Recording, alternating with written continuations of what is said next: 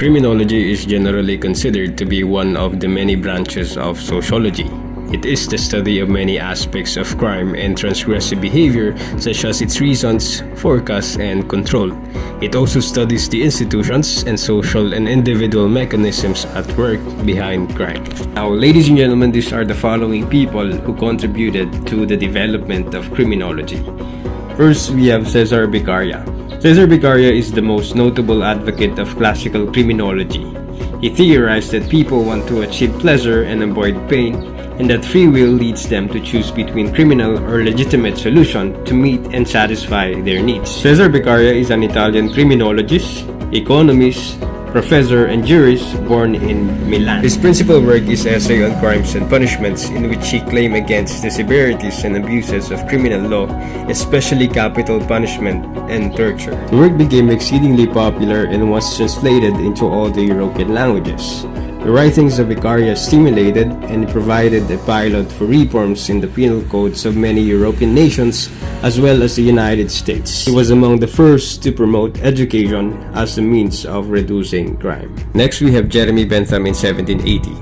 He published an introduction to the principles of morals and legislation, whereby he proclaimed his famous principle of utility, a contemporary of Beccaria, who was one of the most renowned 18th century intellectuals on crime. He argued that nature has placed mankind under the governance of two sovereign masters, pain and pleasure. Jeremy Bentham believed that morality is that which promotes the greatest happiness of the greatest number, a praise that was also common to Beccaria.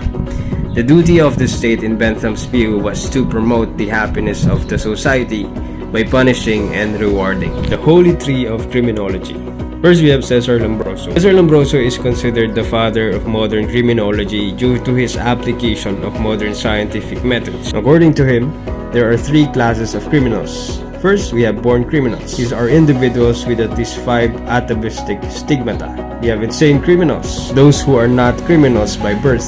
They become criminals as a result of some changes in their brains which interfere with their ability to distinguish between right and wrong. And lastly, the criminaloids. Those with makeup of an ambiguous group that includes habitual criminals, criminals by passion, and other diverse types. Next, we have Rafael Garofalo. He traced the roots of criminal behavior to psychological features which he called moral anomalies. According to Garofalo, natural crimes are those that offend the basic moral sentiments of probity, which means respect for the property of others, and piety, which means revulsion against the infliction of suffering on others. Enrico Ferri. He is best known as Lombroso's associate and received prominence in 1880s. Enrico Ferri, a student of Lombroso, believed that social as well as biological factors played a role and held the belief that criminals should not be held responsible for the factors causing their criminality or beyond their control. Hans Eysenck, a British psychologist, argued that psychological factors such as extroversion and neuroticism made a person more likely to commit criminal acts. He also includes a psychotism dimension that embraces traits similar to the psychopathic profile developed by Harvey M. Cleckley and later Robert Hare. He also derived his model on early parental socialization of the child. His approach bridges the gap between biological explanations and environmental or social learning-based approaches. Adolphe Quetelet. He is a Belgian mathematician made use of data and statistical analysis to gain insight into a relationship between crime and sociological factors called moral statistics. He determined that age, gender, education, poverty, and alcohol consumption were important factors related to crime. Henry Mayhew. He used empirical methods and an ethnographic approach to address social question and poverty and presented his studies in London labor and the London poor to justify his findings. Emil Durkheim. viewed crime as an inevitable and expected aspect of society.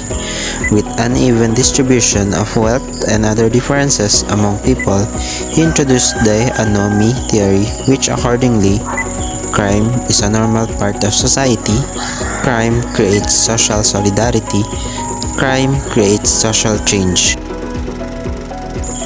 Willem Adrian Bonger, a Dutch criminologist regarded as an emotional authority in criminology, who classified crimes by motives of the offenders as economic crimes, sexual crimes, political crimes, and miscellaneous crimes with vengeance as the principal motive. Willem Bonger is a Marxist socialist. On the other hand, placed more emphasis on working about crimes of economic gain. He believes that profit motive of capitalism generates an egoistic personality, hence crime is an inevitable outcome. Edwin Sutherland, he is an American authority in criminology who wrote in his book entitled Principles of Criminology, considers criminology at present as not a science, but it has hope of becoming a science. He is the most important criminologist in the 20th century because of explaining crime and criminal behavior can be seen as corrected extension of social perspective. He was considered as the dean of modern criminology. He advocated the DAT or differential association theory, which maintains that society is composed of different group of organizations, group of people having criminalistic tradition and anti-criminalistic tradition, and criminal behavior is learned and not inherited. People learn criminal attitudes from older, more experienced law violators. David Abrahamson, he wrote in his book Crime and the Human Mind, 1945,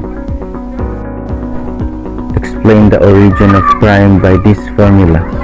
Criminal behavior is a result of criminalistic plus crime emotional resistance to temptation. The one who originated the system of classifying criminals according to the body measurement, because the human skeleton is unchangeable after 20 years and because no two individuals are alike in all dimensions.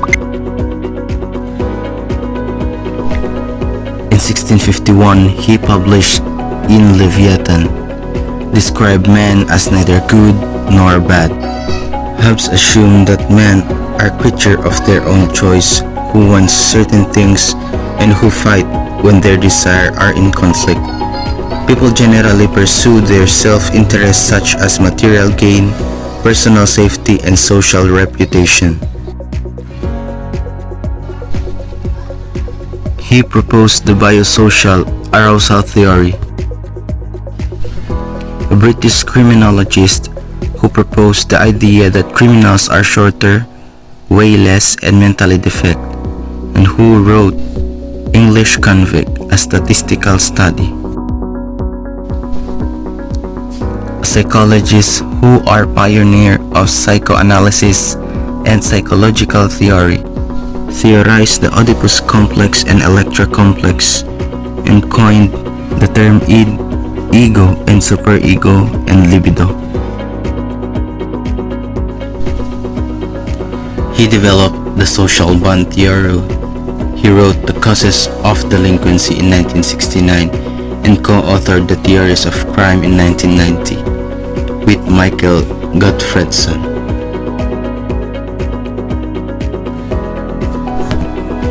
He collaborated with Gresham Skies in 1957 and proposed techniques of neutralization. Developed the drift theory in delinquency in 1964. Collaborated with David Matza in 1957 and proposed the techniques of neutralization. Introduced the containment of delinquency and crime.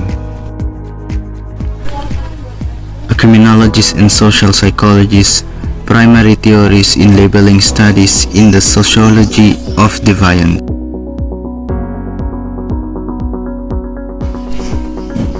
European theories whose view of history of society as class struggle and capitalism as a two-class system in ruling elite and the proletariat inspired many scholars and revolutionaries. A Dutch theorist introduced Marxist view of class conflict wrote Criminality and Economic Conditions.